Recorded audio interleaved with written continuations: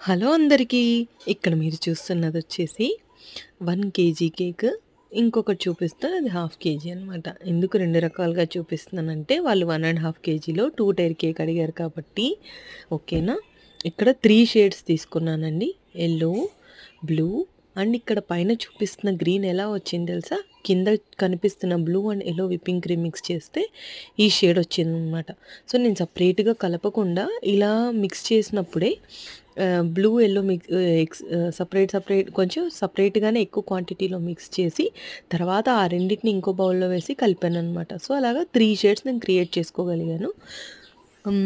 ఇక్కడ సేమ్ ఇది bottom tear, ఇది టాప్ టియర్. ఇందులో నేను మీకు చెప్పాల్సిన టిప్స్ వచ్చేసి ఎప్పుడైనా క్రీమ్ అప్లై చేసేటప్పుడు పైపింగ్ బ్యాగ్‌తో అప్లై చేయండి. ఈవెన్‌గా అప్లై చేయండి. ఇలా అంటే డబుల్ షేడ్స్ ఉన్నప్పుడు అయినా, త్రిబుల్ షేడ్ ఎన్ని షేడ్స్ అయినా సరే ఒక్కటే సైజులో వస్తాయన్నమాట. పైపింగ్ బ్యాగ్‌తో అప్లై చేస్తే మాత్రం చాలా బాగా వస్తాయి.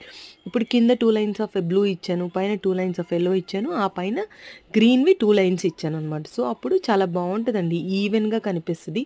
అయినా అక్కడికి చూసారా మీరు పైన గ్రీన్ టాప్ లేయర్ మీద కూడా ఉంది కాబట్టి గ్రీన్ క్వాంటిటీ ఎక్కువ కనిపిస్తుంది. ఫైనల్ పిక్ లాస్ట్‌లో ఉంది. రిమైనింగ్ టుమారో చూపిస్తా.